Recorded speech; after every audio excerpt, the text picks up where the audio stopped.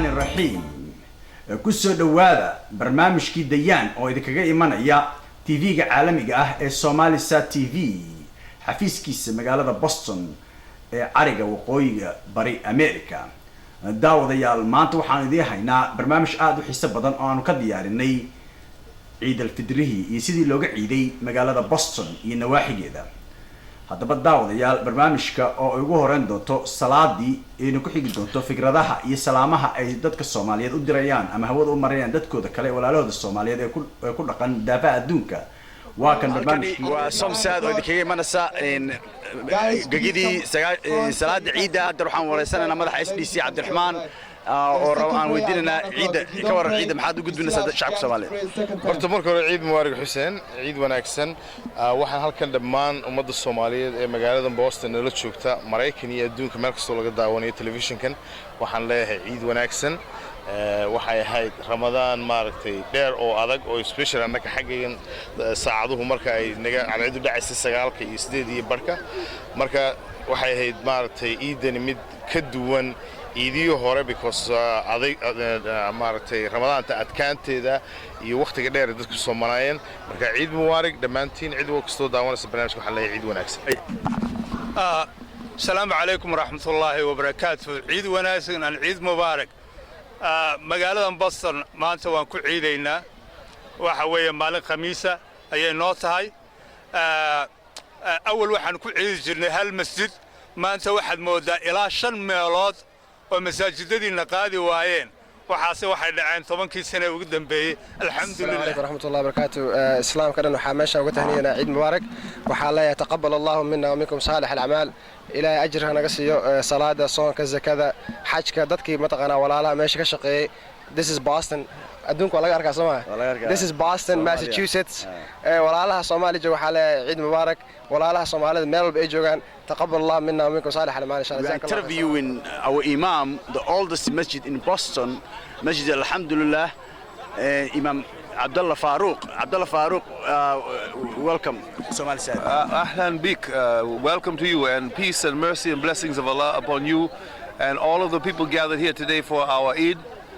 May Allah accept from us. We say taqawwallah minna wa minkum inshallah ta'ala and may the blessings continue throughout the year, not just on this day of Eid,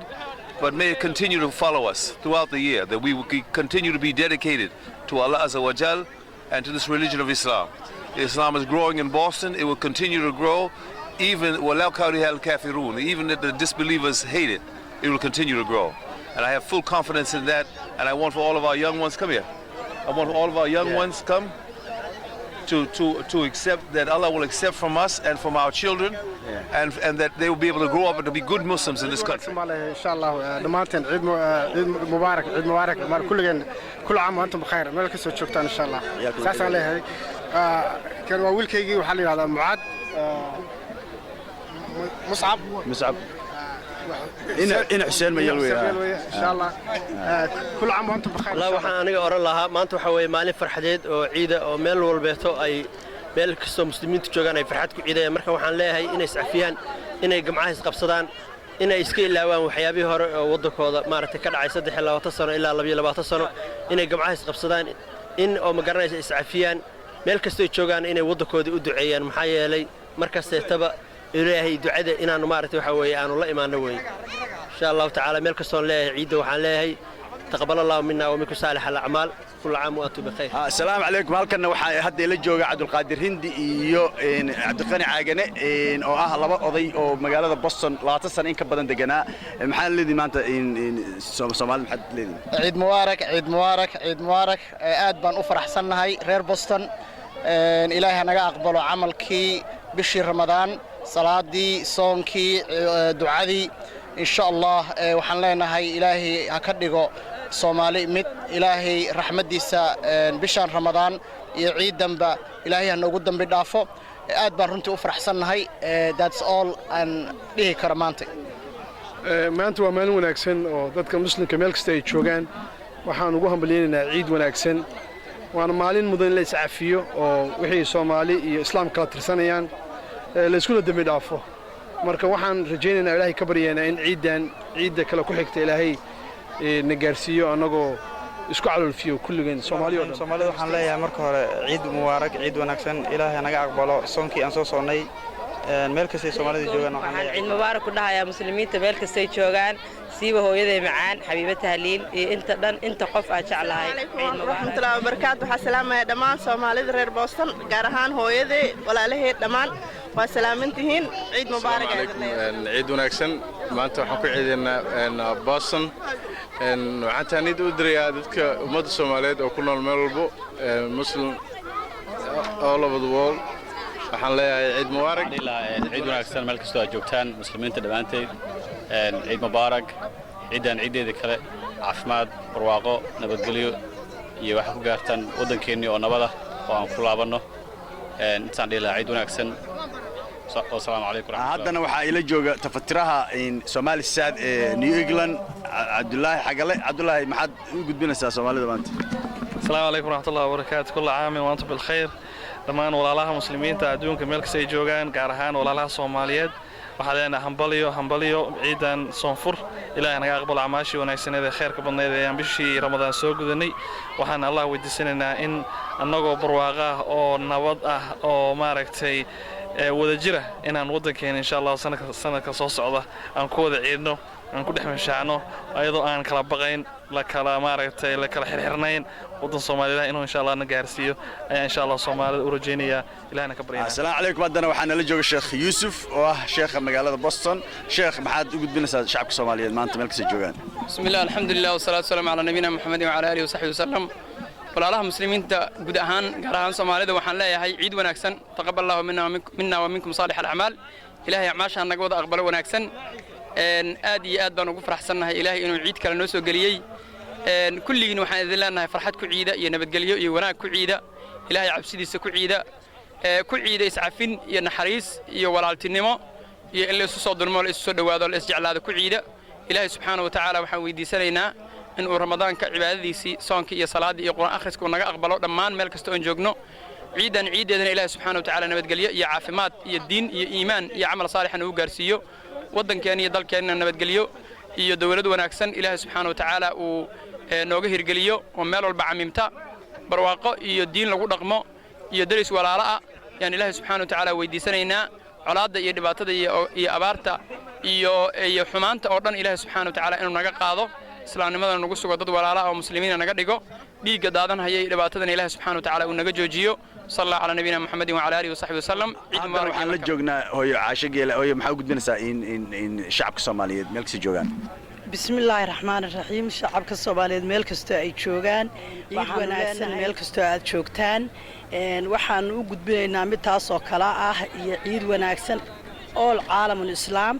ilaahayna waxaan ka baryaynaa sanadkiisa kale inuu nagu gaarsiiyo barwaaqo iyo baraari haddana waxaan la jooga maxamed oo ah ragga aqoon-yahanada magaalada Boston da'da yar runaantiina aad u soo qabanqaabiyay xafladan ciida ee maanta Soomaalida ku qabatay magaalada Boston Ahmed maxaad u gudbinaysaa shacabka Soomaaliyeed bismillaahir rahmaanir rahiim horta ilaah ayaa mahad iska leh halkaan nagu kulmiyay nasiye awoodda aan ku dhameysana bisha Ramadaan iyo cibaadadeeda iyo camalkeeda halkan waxaan ka salaamayaa aan ciid mubaarak ka leeyahay dhammaan dadka reer Boston especially dadka masjidda Taqwa waxaan leeyahay dadka Soomaaliya jooga meel kasta ay joogaanba ciid mubaarak halkan waxaan nala jooga Axmed Atoor waxa weeye waa ragga dacwada islaamka aadka uga wada magaalada Boston masjidda Taqwa treasure-keedii marka Axmed maxaad u gudbinaysaa shacabka Soomaaliyeed bismillaahir rahmaanir rahiim sallallahu ala sayyidina Muhammad wa ala alihi wa ashabihi ajma'in تقبل الله منا ومنكم صالح الأعمال إلهي سبحانه وتعالى وحان كرجينا إن ونجا أقبلوا أعماشنا أصوص مني صدقتي صونكي تهجدكي صلاتي إلهي سبحانه وتعالى وحان كبرنا إنه قلوبتنا مديه ويسكينه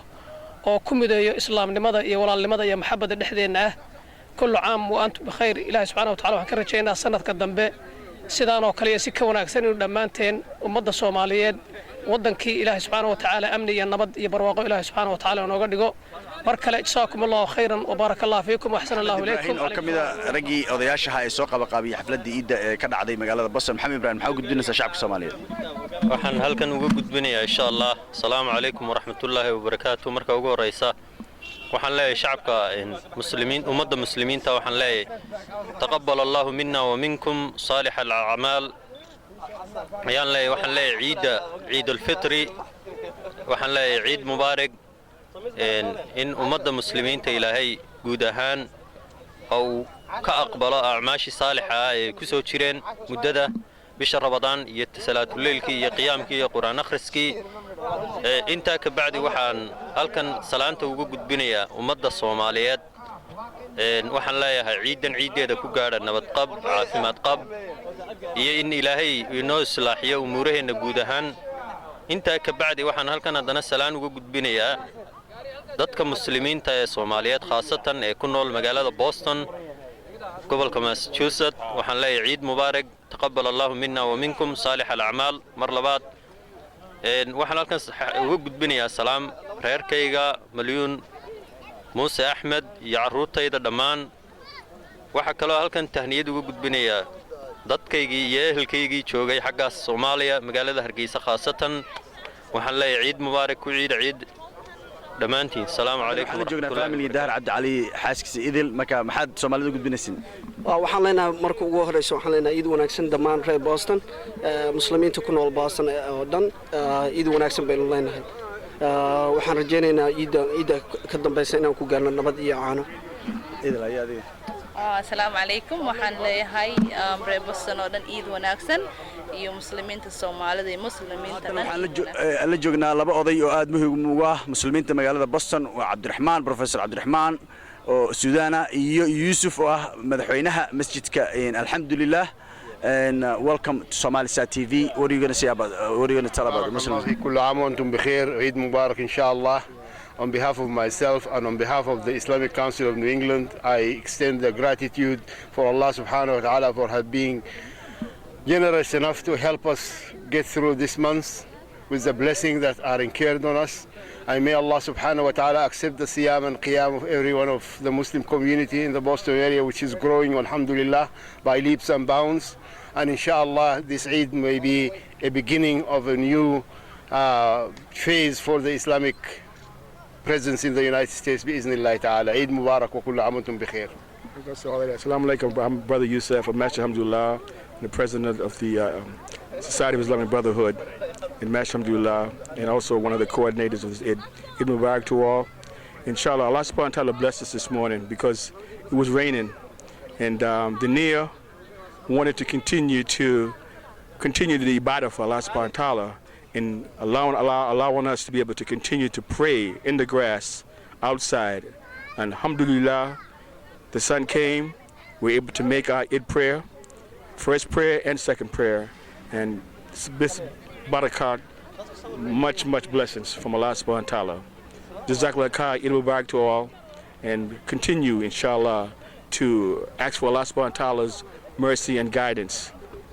because Allah hears us. The sun is shining right now, and we had much rain that was trying to prevent us from praying, but the niyas were strong, and alhamdulillah, Allah subhanahu wa ta'ala allowed us to be able to have our Eid prayer outside. Maxamed Aadan Rugcada reer Boston runaantiina kamid ah siyaasiyiintii hore ee Soomaaliya. Maxamed, maxaad u gudbinaysaa in Soomaalida maanta waxaan u gudbinayaa tahniyad iyo inay lagu soo nabad ku soo dabaalaan dalkooda, nabadna ku soo dabaalaan dadkooda. yaan anigu ugu haneeyay maanta maalin khayr la weeye, maalin ducada Ilaahay aqbalo weeye. dadku 30 maalmood buu soo soomay, marka waxaan leeyahay